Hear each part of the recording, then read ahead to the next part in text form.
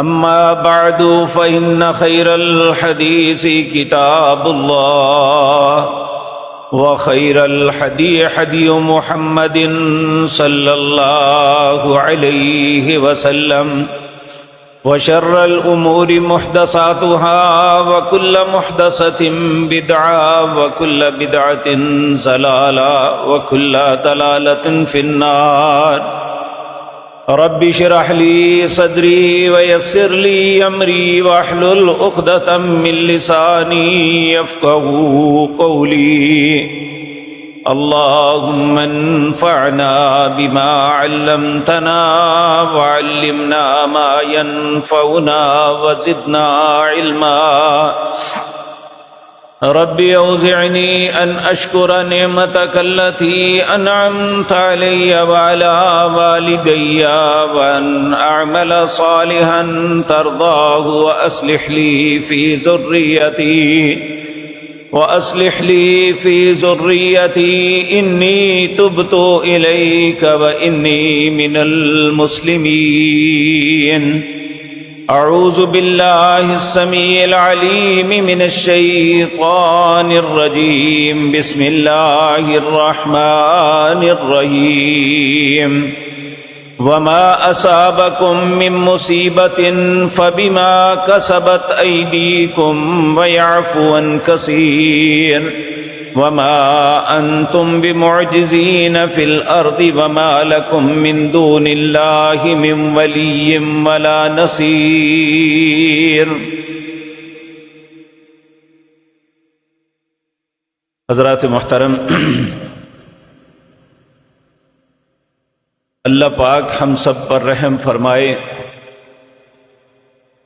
آج جس وقت سے ہم گزر رہے ہیں، ہمارے ملک کے اطراف میں بہت سے ہمارے بھائی اور بہنیں مختلف آفتوں اور مصیبتوں کا شکار ہیں. ہر آنے والے دن ایک نئی مصیبت، ایک نئی آفت کی خبر سنتے ہیں. بہت سے ہمارے بہن اور بھائی اس میں لقمہ اجل بن گئے.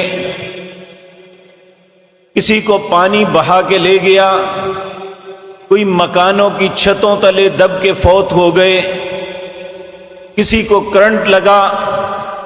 یہ سارے معاملات ہم عموماً دیکھتے ہیں. اللہ رب العزت سورۃ توبہ کے آخر میں یہ آیت تو اس وقت اہل مکہ اور اس کے ارد گرد لوگوں کے لیے نازل ہوئی تھی، لیکن حقیقت ہے قرآن مجید کا حکم خاص کسی فرد یا کسی قوم کے لیے نہیں ہوتا. یہ قیامت تک کے لیے آنے والے لوگوں کے لیے نصیحت ہے. قرآن کریم کو اللہ رب العزت نے نصیحت، ہمارے لیے تذکرہ، ہمارے لیے حجت بیان فرمائی. کہ کوئی بھی انسان اگر نصیحت حاصل کرنا چاہتا ہے تو قرآن میں کر لے. اس آیت کے اندر اللہ یہ فرماتے ہیں اولا یرون انہم یفتنون فی کل عام مرتن او مرتین ثم لا یتوبون ولا هم یذکرون. کیا تم اپنے ارد گرد دیکھتے نہیں کہ سال میں کبھی ایک مرتبہ، کبھی دو مرتبہ تم مختلف فتنوں میں، آزمائشوں میں آزمائے جاتے ہو، ثم لا یتوبون، اس کے باوجود تم توبہ نہیں کرتے. افلا یتوبون ولا هم یذکرون، اور نہ ہی تم نصیحت پکڑتے ہو.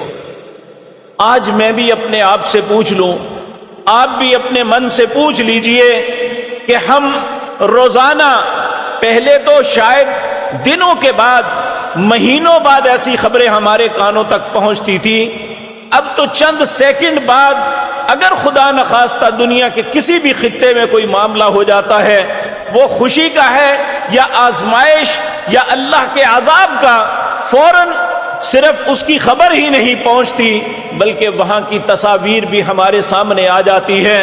لیکن ان ساروں کے باوجود، ان ساری نشانیوں کو دیکھنے کے باوجود، ثم قست قلوبهم من بعد ذلك فهي كالحجارة او اشد قسوة، وَإِنَّ مِنَ الْحِجَارَةِ لَمَا يَتَفَجَّرُ مِنْهُ الْأَنْهَارُ وَإِنَّ مِنْهَا لَمَا يَشَّقَّقُ فَيَخْرُجُ مِنْهُ الْمَاءُ وَإِنَّ مِنْهَا لَمَا يَهْبِطُ مِنْ خَشْيَةِ اللَّهِ وَمَا اللَّهُ بِغَافِلٍ عَمَّا تَعْمَلُونَ۔ اللہ فرماتے ہیں یہ ساری نصیحتیں، یہ سارے تذکیرے، یہ ساری باتیں اپنی آنکھوں سے دیکھتے ہو، اپنے کانوں سے سنتے ہو، لیکن اس کے بعد کیفیت کیا ہوتی ہے؟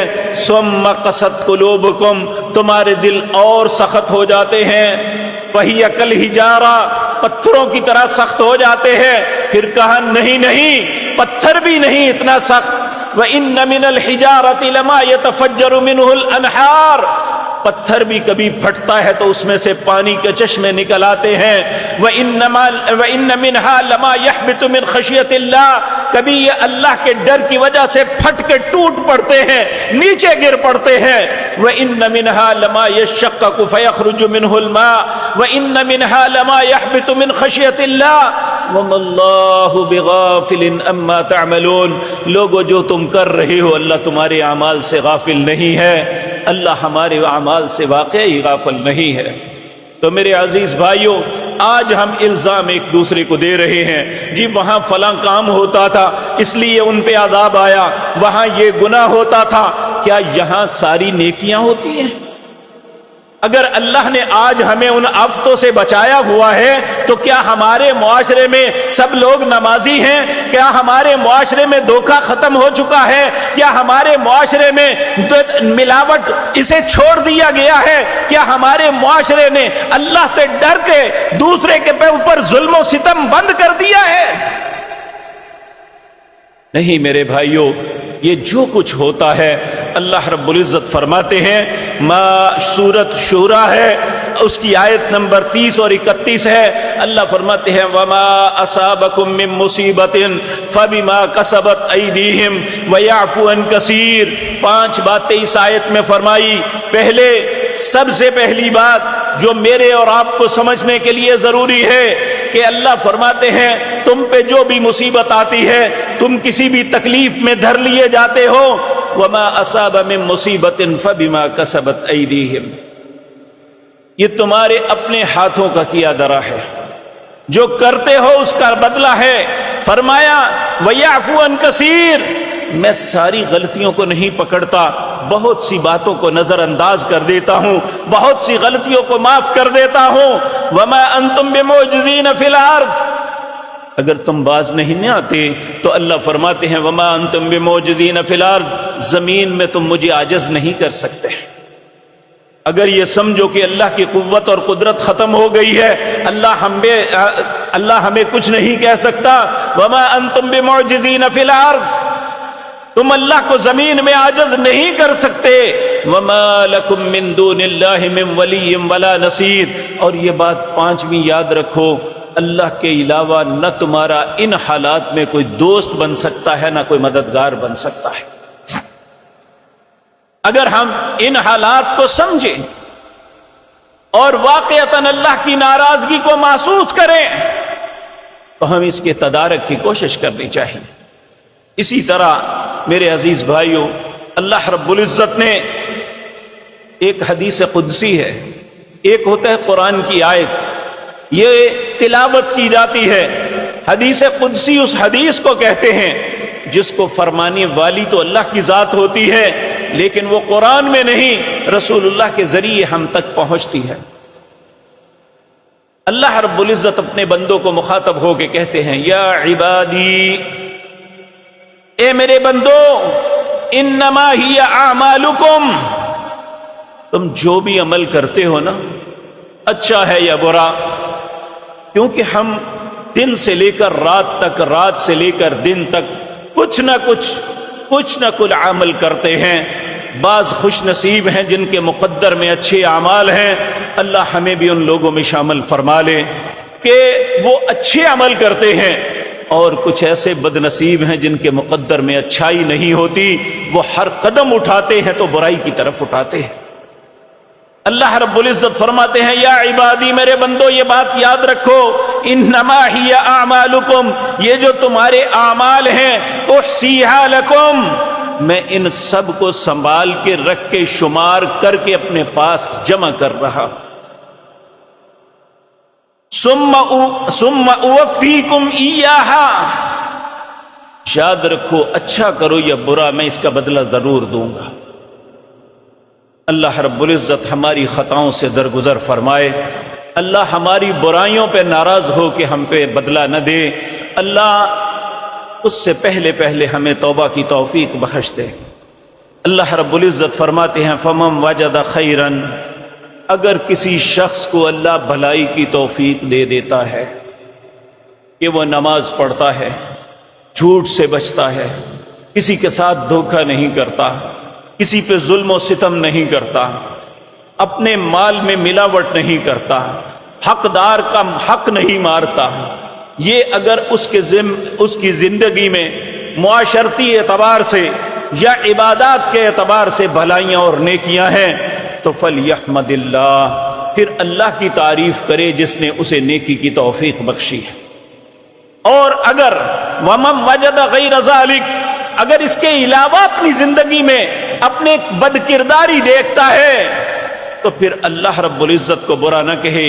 فلا یلومن الا نفسہ، پھر اپنے نفس کو ملامت کرے کہ اس کے نفس کا شر جو ہے اسے تسکین نہیں مل رہی جب تک کسی کے ساتھ جھوٹ نہ بول لے، جب تک کسی کے ساتھ دھوکہ نہ کر لے، جب تک اپنے کردار سے معاشرے کو نقصان نہ دے دے، اس وقت تک اسے چین نہیں آتا. پھر اپنے نفس کو ملامت کرے. اور میرے عزیز بھائیوں، یہ سارے معاملات آج اس کا شکار ہم ہیں.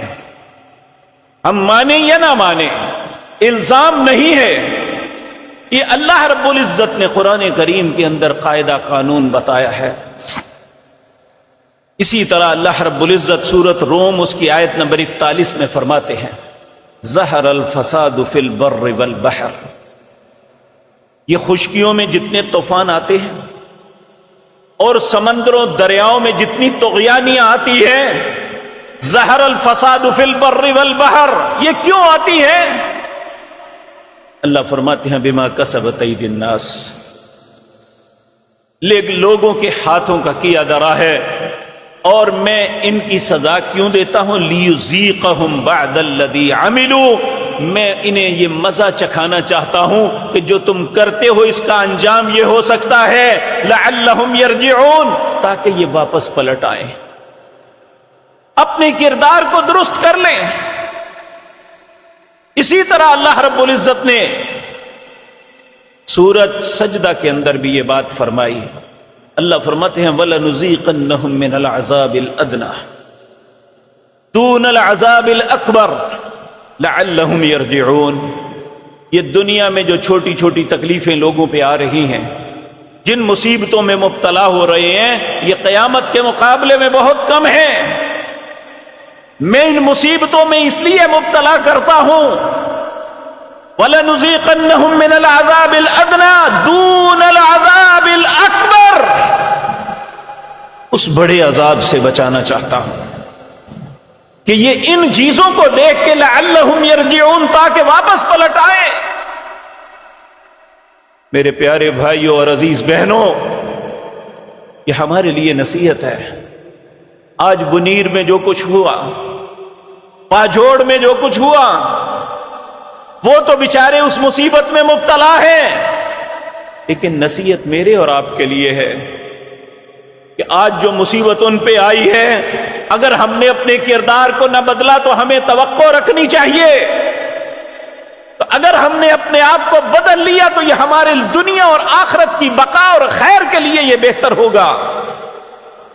اللہ ہم سب کو اپنی اصلاح کی توفیق عطا فرمائے. میرے عزیز بھائیوں، اللہ رب العزت نے قرآن کریم کے اندر بہت سے قصوں کو بیان کیا.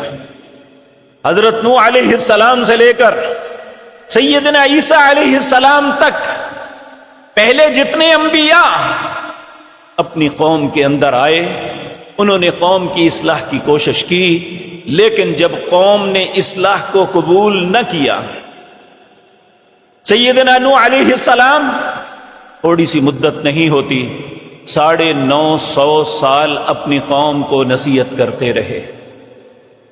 قوم نے ہمیشہ آپ کی نصیحت کا برا جواب دیا. ائمہ مفسرین لکھتے ہیں جب اپنی قوم میں آ کے اللہ کی وحدانیت اور لوگوں کی اصلاح کی بات کرتے تو اتنے کنکر لوگ مارتے کہ پتھروں میں وہ چھپ جاتے ہیں، لیکن اس کے باوجود وہ اپنی ڈیوٹی ادا کرتے رہے. پھر جب یہ وقت آیا کہ دیکھا کہ اب لوگوں کی اصلاح ممکن نہیں ہے، میں تھک گیا ہوں، 950 سال میں صرف 82 لوگ مسلمان ہوئے، اتنی محنت شاقہ کے بعد 80 یا اس سے 2 اوپر. یہی ائمہ مفسرین نے لکھا ہے. تو پھر آخر اللہ کے نبی اللہ کے سامنے دعا کرتے ہیں، رب لا تذر علی الارض من الکافرین دیارا. اے اللہ اب کسی کافر کا دنیا میں گھر باقی نہ رہنے دینا. اب دعا تو مانگ لی، ان کافروں میں ان کی بیوی اور بچہ بھی تھا جنہوں نے اللہ کے نبی کی بات نہیں مانی تھی. تو اللہ کی طرف سے اللہ فرماتے ہیں مما خطیاتہم اغرقوا فادخلوا نارا ولم یجدوا لهم من دون اللہ انصارا. ان کی خطاؤں کی وجہ سے اللہ نے ان سب کو غرق کر دیا. بظاہر وہ پانی میں ڈوبے، فادخلوا نارا، اس کے بعد وہ جہنم کے ایندھن میں چلے گئے. العیاذ باللہ، اللہ ہم سب کو اپنی پناہ میں رکھے. ولم یجدوا لهم من دون اللہ انصارا، ایسے وقت میں اللہ کے علاوہ کوئی مددگار نہیں تھا. اور نوح علیہ السلام کے متعلق آپ نے 12 مرتبہ سنا ہوگا، قرآن کریم میں یہ پڑھا بھی ہوگا کہ جب اللہ نے آپ کو کشتی بنانے کا حکم دیا، آپ کو حکم دیا کہ اپنے جو اہل ایمان ہیں انہیں لے کے سوار ہو جاؤ، اور یہ جو آج ہم سن رہے ہیں نا، یہ بادل پھٹا اور ایک دم کروڑوں ٹن پانی ایک دم زمین پہ گرا. حالانکہ پانی اسی طرح گرتا ہے لیکن وہ قطروں کی صورت میں بارش آتی ہے. یہ بادل کا پھٹنا سب سے پہلے نوح علیہ السلام کی قوم میں ہوا تھا. اللہ رب العزت نے فرمایا میں نے زمین سے بھی تندور کھول دیے اور آسمان کے بادلوں کو بھی پھاڑ دیا، زمین ساری پانی سے بھر گئی. اور آپ دیکھیں جتنی بلندی سے پانی گرے گا اتنا ہی اس کا پریشر ہوگا. اور ہم نے دیکھا کہ جب وہ پانی ان پہاڑیوں پہ گرا، بڑے بڑے مضبوط درخت، بہت بڑے بڑے پتھر جن کو آج ہیوی مشینری بھی نہیں ہلانے سے قاصر ہے، اللہ کے پانی نے اس طرح اڑا کے انہیں پھینک دیا کہ جس طرح کاغذ کے کسی پتے کو اٹھا کے پھینک دیا گیا ہے. یہ اللہ کی طاقت ہے، یہ اللہ کی قدرت ہے جو ہم نے اپنی آنکھوں سے دیکھی. اس پانی کو گرتے ہوئے اس کے کلپ آ چکے ہیں، ان پتھروں کو اڑتے ہوئے ہم اپنی آنکھوں سے دیکھ چکے ہیں، لیکن اس کے باوجود ہمارے دل پہ اثر نہیں ہے. جو بے نماز ہے اپنے آپ سے پوچھے اس نے نماز شروع کر لی ہے کہ شاید مجھ پہ یہ وقت نہ آ جائے، کہ دھوکہ دہی کرنے والے نے دھوکہ چھوڑ دیا ہے، رشوت لینے والے نے رشوت کو ترک کر دیا ہے، ظلم کرنے والے نے ظلم سے باز آ گیا ہے.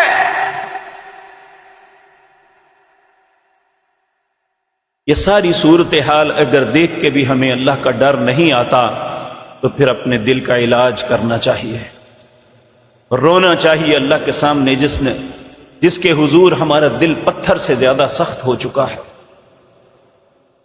اللہ رب العزت فرماتے ہیں اسی طرح بنی اسرائیل، ان پہ جو عذاب آیا اللہ نے اس کے متعلق فرماتے ہیں لعن الذین کفروا من بنی اسرائیل.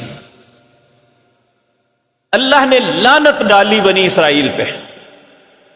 یہ اپنے آپ کو بڑے مذہبی سمجھتے تھے اور کہتے تھے نحن ابناء اللہ و احباؤ، ہم اللہ کے بیٹے بھی ہیں، اللہ کے محبوب بھی ہیں. تو اللہ نے کہا اگر اللہ کے بیٹے ہو تو اللہ تمہیں عذاب کیوں کرتا ہے؟ تو آج ہماری کیفیت بھی یہ ہے کہ مسلمانوں نے جنت میں نہیں جانا تو کس نے جانا ہے؟ کیا ہم کچھ بھی نہ کریں تب بھی جنت ہماری ہے؟ ہم اللہ اور اس کے رسول کی ہر بات میں مخالفت کریں؟ العیاذ باللہ۔ اللہ نے فرمایا لعن الذین کفروا، لعنت کی اللہ نے ان لوگوں پر جنہوں نے کفر کیا، من بنی اسرائیل، بنی اسرائیل میں سے، علی لسان داود و عیسی بن مریم، سیدنا داود علیہ السلام اور عیسیٰ بن مریم کی زبان سے، ذالک بما عصوا، اللہ فرماتے ہیں یہ نافرمان ہو گئے تھے، وکانوا یعتدون، حد سے بڑھ گئے تھے، کانوا لا یتناہون عن منکر فعلوا، یہ کسی کو برائی سے نہیں روکتے تھے۔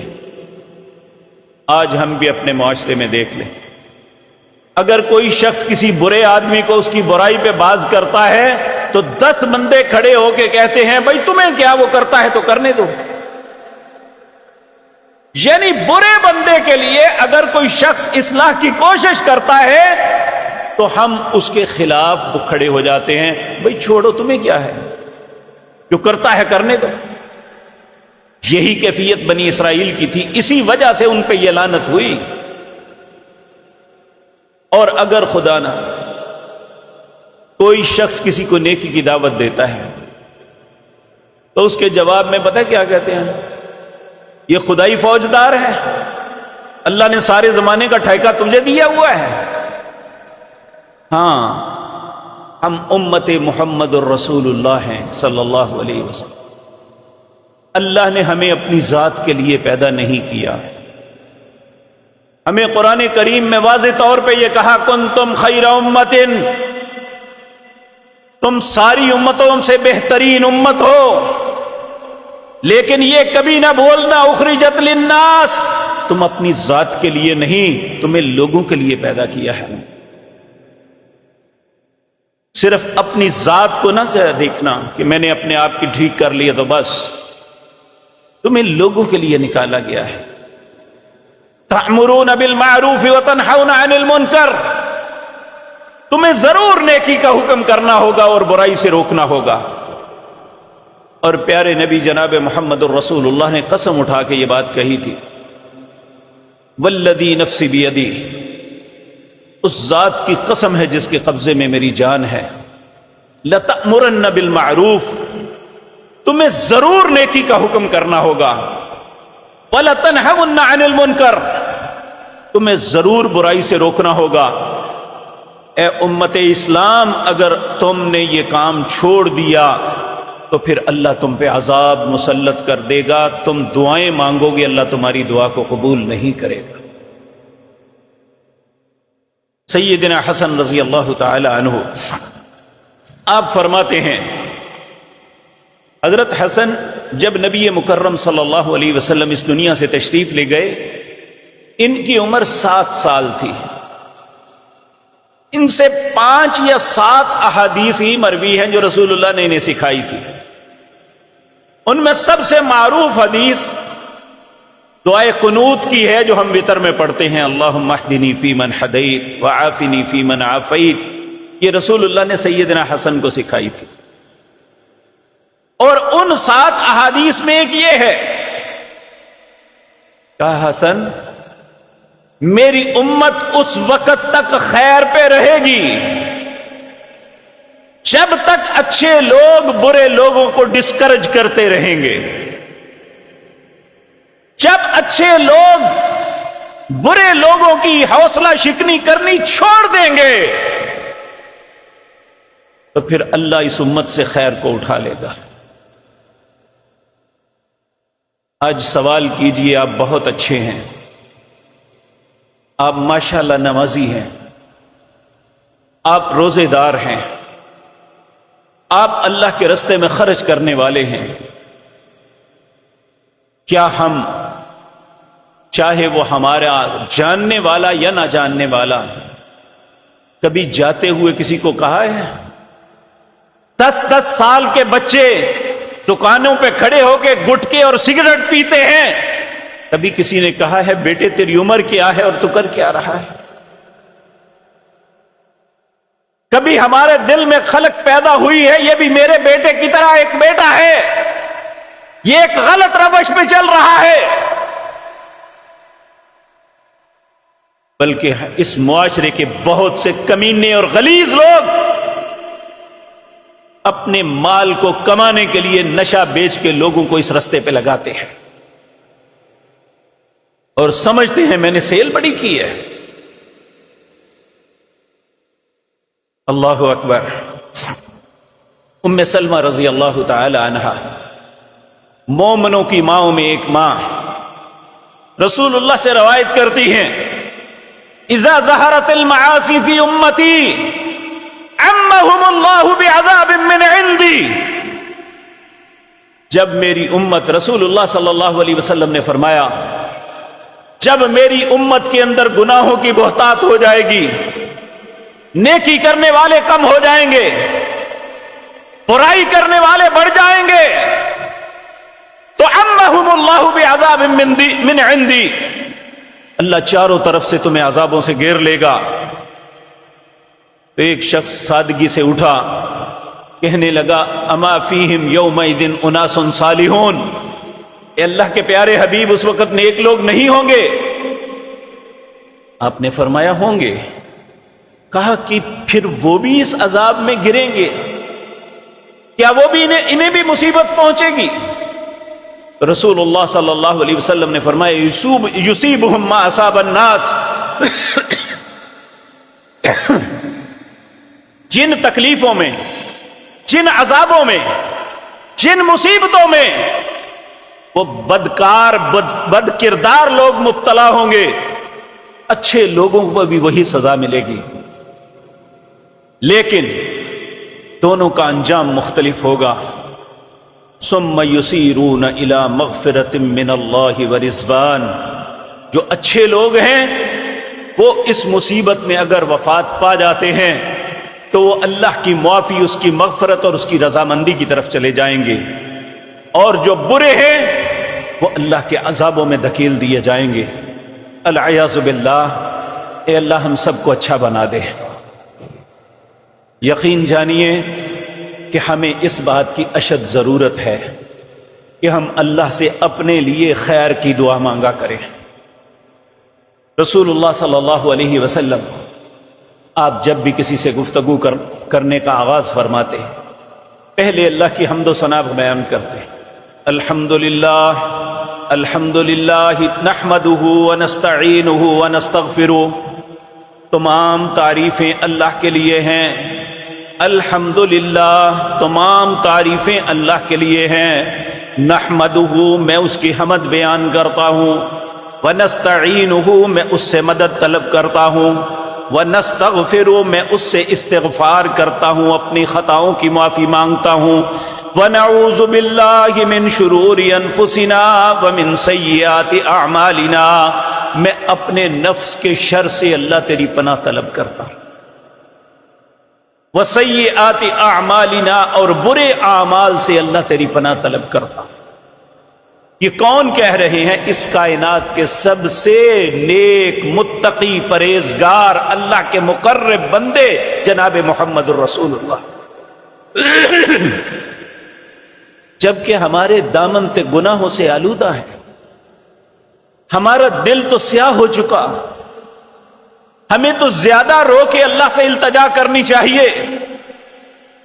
نحمدہ ونستعینہ ونستغفرہ ونعوذ باللہ من شرور انفسنا وسیئات اعمالنا۔ پھر آپ کہہ دیں من یہدہ اللہ فلا مضل لہ، اے اللہ جسے تو ہدایت دے دے اسے کوئی گمراہ نہیں کر سکتا، ومن یضلل فلا ہادی لہ، اے اللہ جس پہ تو ناراض ہو کے گمراہی کے رستے پہ ڈال دے اسے کوئی ہدایت نہیں دے سکتا۔ مالک ہمیں ہدایت عطا فرما دے۔ اے اللہ ہم تجھ سے التجا کرتے ہیں، یقین جانیے ہمیں اپنے ساتھ خیر اور بھلائی کرنی چاہیے، اپنی ذات کے لیے اللہ سے التجا کرنی چاہیے۔ وَنَعُوذُ بِاللَّهِ مِن شُرُورِ أَنفُسِنَا، ہمارے نفس کا شر ہمیں برائی پہ آمادہ کرتا ہے، ہم سے غلط کام کرواتا ہے، شیطان تو شیطان ہوا، ایک ہمارے من کے اندر ہے، جو ہمارا من ہمیں برائی پہ آمادہ کرتا ہے، اس سے اللہ کی پناہ طلب کرنی بہت ضروری۔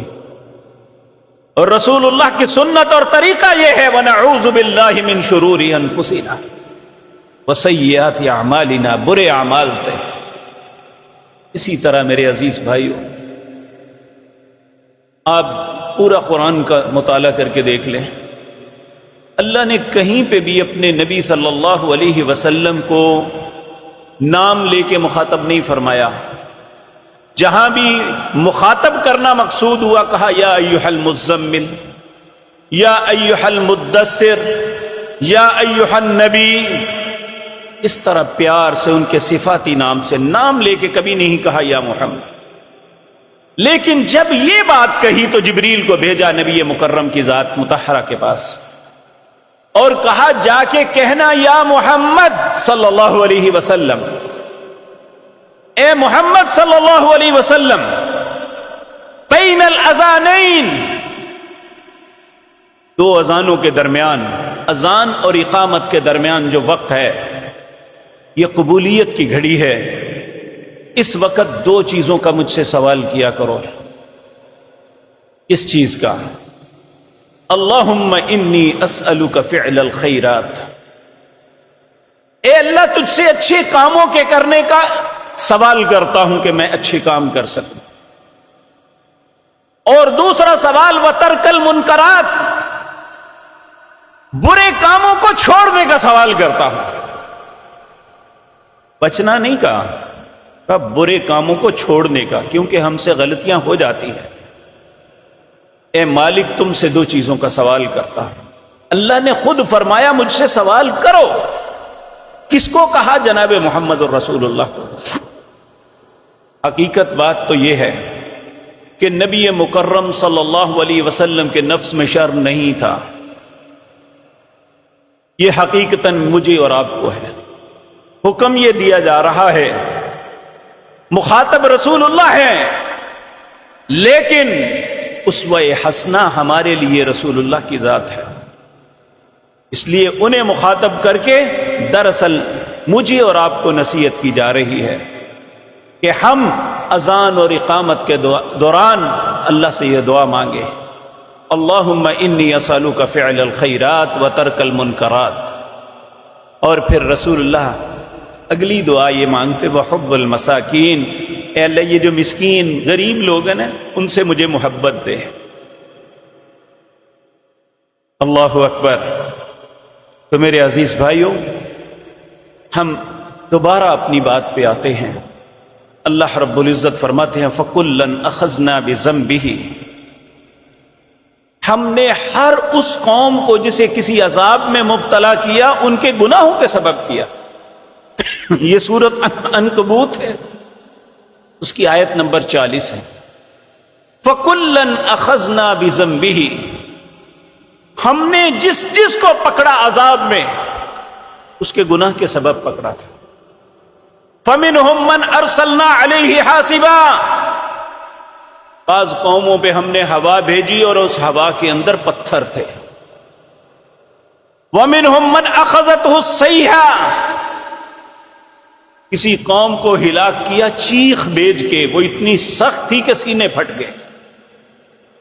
وَمِنْهُمْ مَنْ خَسَفْنَا فِي الْأَرْضِ، بعض اقوام کو ان کے گناہوں کے زمین پھاڑ کے اس کے اندر ہم نے مسخ، زمین کے اندر خسف کر دیا، دنسا دیا۔ وَمِنْهُمْ مَنْ أَغْرَقْنَا، بہت سے لوگوں کو ہم نے پانی میں غرق کر دیا۔ وَمَا كَانَ اللَّهُ لِيَظْلِمَهُمْ، لوگوں اللہ اپنے بندوں پہ کبھی ظلم نہیں کرتا، وَلَٰكِنْ كَانُوا أَنفُسَهُمْ يَظْلِمُونَ، یہ بندہ خود اپنے آپ پہ ظلم کرتا ہے، اللہ کسی بندے پہ ظلم نہیں کرتا۔ ہم عموماً یہ ترس کھاتے ہوئے یہ فلاں کے مکان کیوں گر گئے، فلاں کی زمین کیوں برباد ہوگی، فلاں غریب تھے یا فلاں امیر تھے، فلاں کے معاملہ ایسا تھا۔ اللہ رب العزت فرماتے ہیں وما کان اللہ لیظلمہم، اللہ کسی پہ ظلم نہیں کرتا، ولکن کانوا انفسہم یظلمون، بلکہ بندے خود اپنے آپ پہ ظلم کرتے ہیں۔ میرے عزیز بھائیوں، آج ہم آزادی کی نعمت کے ساتھ ایک اچھی زندگی بسر کر رہے ہیں۔ حضرت امام احمد بن حنبل نے اپنی مسند احمد کے اندر روایت لائے ہیں کہ جب قبرص فتح ہوا، قبرص یہ شہنشاہ روم کا سب سے عظیم جو ہے اس کا قلعہ محفوظ جگہ تھی۔ جب قبرص فتح ہوا اس وقت سب لوگ خوشی سے پھولے نہیں سما رہے کہ آج مسلمانوں نے قیصر روم کی کمر ہی نہیں بالکل اسے توڑ کے ختم کر دیا ہے۔ سلطنت روم قبرص کی فتح کے بعد بالکل ختم ہو گئی تھی۔ سب لوگ خوشیوں میں تھے۔ ایک صحابی رسول ابو درداء رضی اللہ تعالی عنہ سب لوگوں سے الگ بیٹھ کے رو رہے تھے۔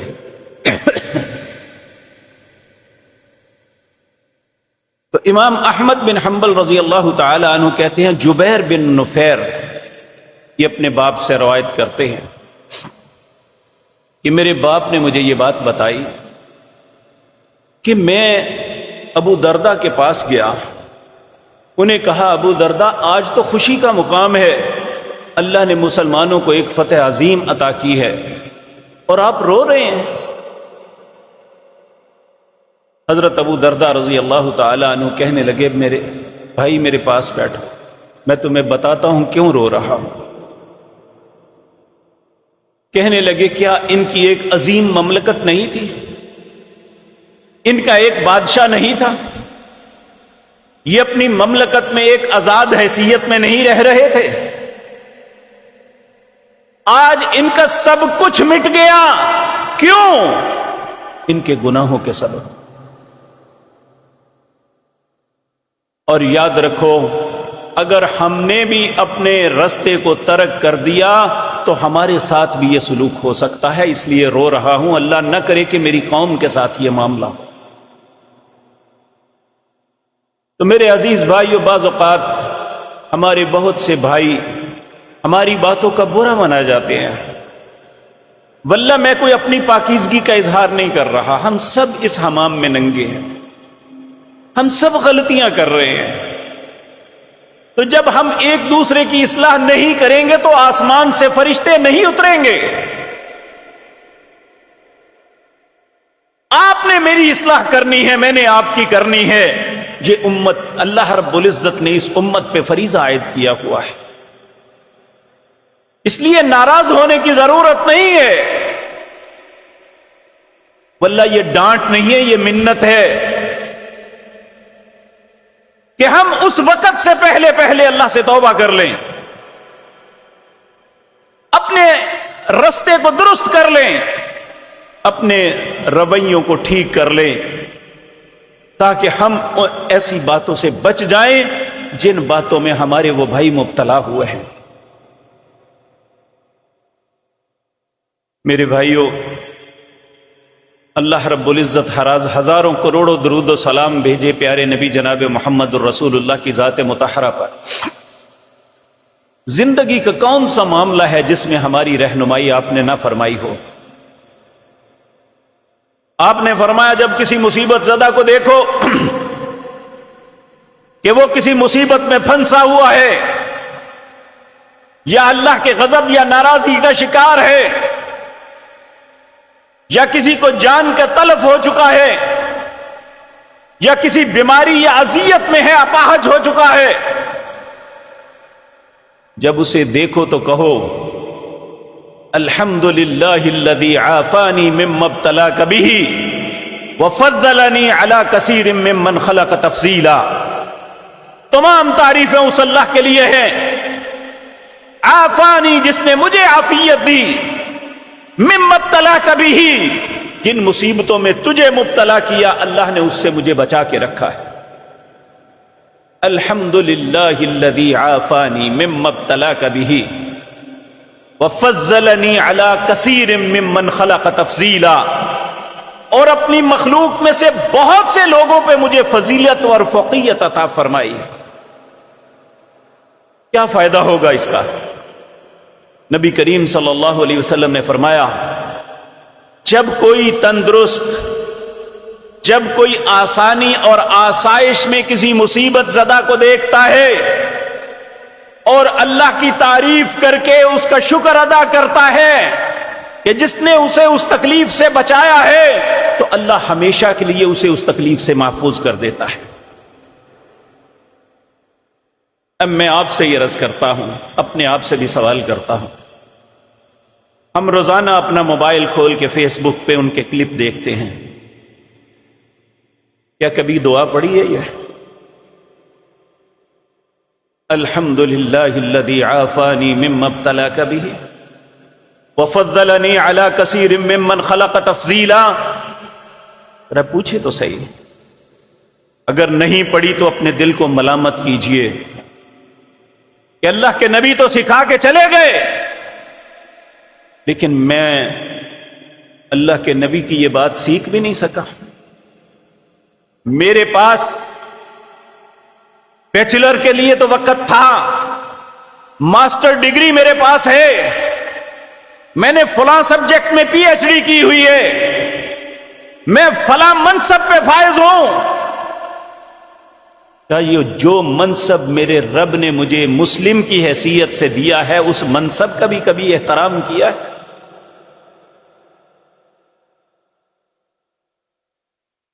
کہ رسول اللہ نے مسلم کی رہنمائی کیا کی ہے؟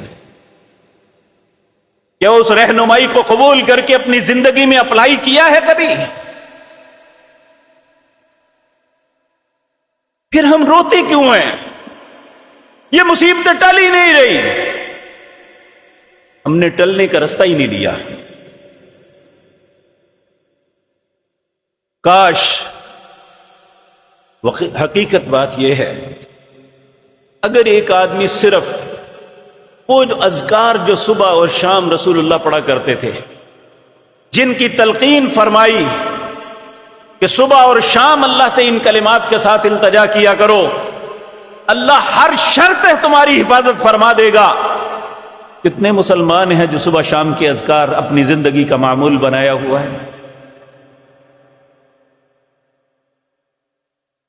ہم تو صرف ایک دعا یہ پڑھ لیتے نا، اللہم انی اسألک العفو والعافیۃ فی الدنیا والآخرہ، اللہم انی اسألک العفو والعافیۃ فی دینی ودنیای واہلی ومالی، اللہم استر عوراتی وآمن رواتی، اللہم احفظنی من بین یدی ومن خلفی وعن یمینی وعن شمالی ومن فوقی واعوذ بعظمتک ان اغتال من تحتی.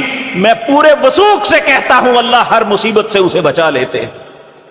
کیا ہے اس کا معنی؟ اللہم، اے میرے اللہ، انی اسألک العفو والعافیۃ فی الدنیا والآخرہ، میں تجھ سے دنیا اور آخرت کی عافیت اور معافی کا سوال کرتا ہوں. اللہم انی اسألک العفو والعافیۃ فی دینی، اے اللہ اپنے دین کے معاملے میں عافیت اور معافی کا سوال کرتا ہوں. وَدُنْيَايَ، دنیا کے معاملے میں عافیت اور معافی کا سوال کرتا ہوں. وَأَهْلِي، اپنے اہل و عیال کے معاملے میں عافیت اور معافی کا سوال کرتا ہوں. وَمَالِي، اور اپنے مال کے معاملے میں عافیت اور معافی کا سوال کرتا ہوں. اللہم استر عوراتی، مالک میری پردہ پوشی فرمانا. وَأَمِّن رواتی، مصیبت اور گھبراہٹ کے وقت مجھے امن عطا فرمانا. اللہم احفظنی من بین یدی، اے اللہ آگے سے میری حفاظت فرمانا. ومن خلفی، پیچھے سے حفاظت فرمانا. وعن یمینی، دائیں سے حفاظت فرمانا. وعن شمالی، بائیں سے حفاظت فرمانا. ومن فوقی، اوپر سے میری حفاظت فرمانا. وَأَعُوذُ بِعَظْمَتِكَ أَنْ أُغْتَالَ مِنْ تَحْتِي، اے اللہ میں تیری عزت کی پناہ میں آتا ہوں کہ نیچے سے مجھے کوئی ہلاک نہ کر دے. کوئی ایسی بات رہ جاتی ہے؟ اولاد، اہل و عیال، مال و دولت، گھر بار، کاروبار، سب کچھ جب اللہ کی حفاظت، اللہ کی پناہ میں دے دیں گے تو پھر ہمارے گھروں میں پتھر نہیں برسیں گے. ہمیں آسمان کا پانی آ کے گھروں کو برباد نہیں کرے گا انشاءاللہ۔ کتنے مسلمان ہیں جو صبح اور شام کے اذکار معمول کے مطابق کرتے ہیں؟ اس میں ایک دعا ہے، بسم اللہ الذی لا یضر مع اسمہ شیء فی الارض ولا فی السماء وهو السمیع العلیم۔ حضرت عثمان بن مظعون اس روایت کو بیان کرتے ہوئے کہتے تھے، اللہ کی قسم جو یہ پڑھ لیتا ہے اگر اس پہ کوئی حملہ بھی ہو جائے تو اس کے جسم کا کوئی حصہ اپاہج نہیں ہوگا، تو ان کو اپنے آپ کو فالج کی وجہ سے ایک حصہ ان کا سن تھا۔ جب وہ یہ حدیث بیان کر رہے تھے تو وہ شخص سننے والا آپ کے اس بازو کو دیکھ رہا تھا جو مفلوج تھا، تو کہنے لگے تم میرے بازو کو دیکھ کے کہتے ہو میں جھوٹ بول رہا ہوں؟ اللہ کی قسم یہ جس دن مجھے فالج کا حملہ ہوا تھا میں یہ دعا نہیں پڑھی تھی، میں بھول گیا تھا اس لیے میرے ساتھ یہ ہوا، لیکن جب بھی میں نے پڑھی اللہ نے حفاظت فرمائی۔ صبح شام کے اذکار میں یہ بھی ہے، اعوذ بکلمات اللہ التامات من شر ما خلق۔ رسول اللہ نے فرمایا جو 3 دفعہ صبح اور شام پڑھ لیتا ہے اگر سانپ بھی ڈس لے تو اس کا زہر اثر نہیں کرتا۔ کیا بحیثیت مسلمان میں بھی اپنے آپ سے پوچھوں، ہم ان مصیبتوں پہ واویلا تو بہت کر رہے ہیں، لیکن کیا اپنی حفاظت کے لیے ان ہتھیاروں کو جو رسول اللہ نے ہمیں تھمائے ہیں انہیں استعمال کر رہے ہیں؟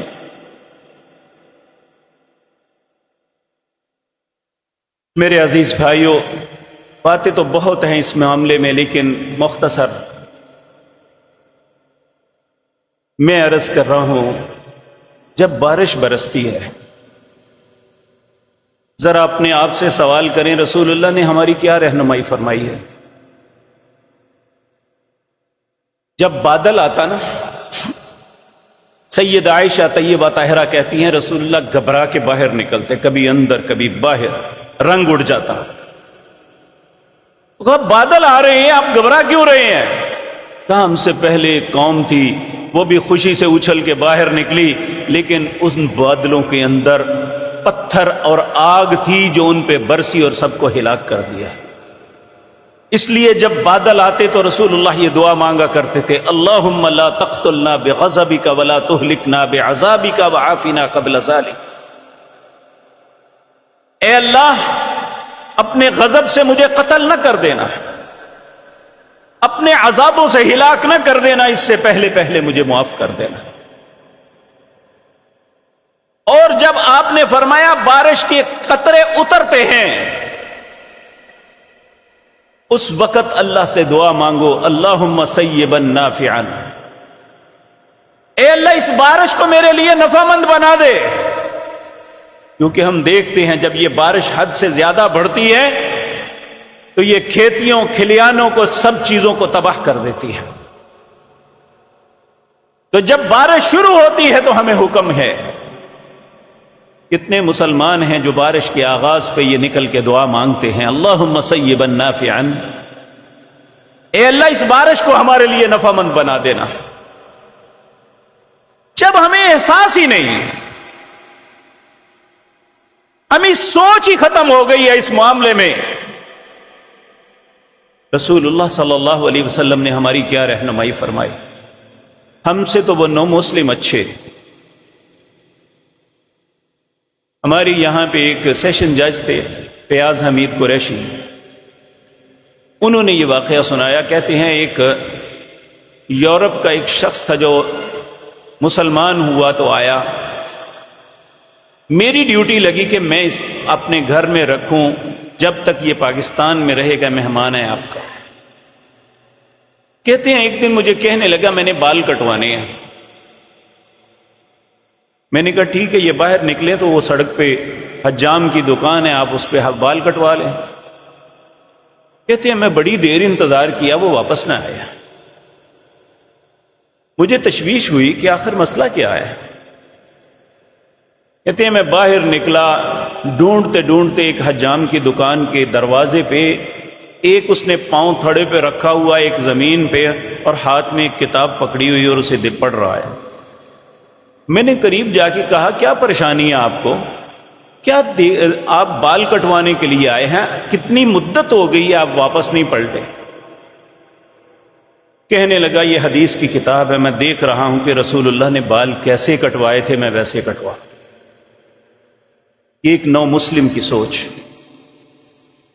ہمارا باپ بھی مسلمان تھا، ہمارا دادا بھی پردادا بھی مسلمان تھا، کیا کبھی یہ سوچ مجھے یا آپ کو آئی ہے کہ رسول اللہ نے فلاں معاملے میں کیا رہنمائی فرمائی تھی، اور وہ کام کرنے سے پہلے ہم یہ سوچ لیں؟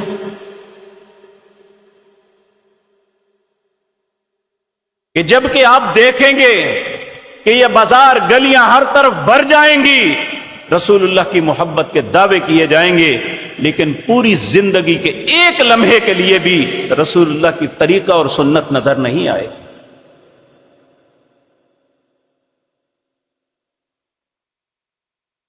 میرے بھائیو، اگر بارش نہ ہوتی تو رسول اللہ سے دعا کرتے اللہم اسقنا غیثا مغیثا مریا نافعا عاجلا غیر ضار۔